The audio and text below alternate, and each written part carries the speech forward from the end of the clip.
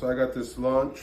It's a scan tool. I got it maybe about a year or two ago. It was roughly around $300. I like this machine because of all the money it's been able to save me. I can quickly diagnose. I can upgrade this here from home. I was able to download any software I needed to do on any vehicle. Let's say full coverage of these vehicles, domestic, Asian, European vehicles, and newer.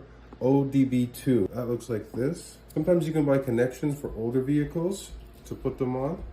This portion here goes into the top here, and then you'll gently, evenly tighten these down until it's locked into place. This will go into the reader, usually found underneath your steering wheel column, maybe to the left, maybe up into it, like Audis, some different vehicles, all varies. And this, once you plug it in the vehicle too, will also charge the unit itself.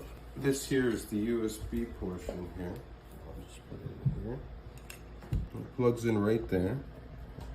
It's charging at 100%. These are all its functions here. Diagnose, ODB2, scan, IM, reset, battery voltage, data, mall, upgrade, settings. Also too, with this is plugged in the vehicle, it will auto detect your VIN and already start to run a scan for you. The range of it from older vehicles to modern vehicles is pretty up to date. Anything that's coming out now, this can handle it. So this also has Wi-Fi. You can upgrade it or go to the mall. Last time I purchased the GM software for all GM vehicles, and I was able to diagnose, push in rear calipers, electronic brake style. Pretty much anything GM can do, you can do.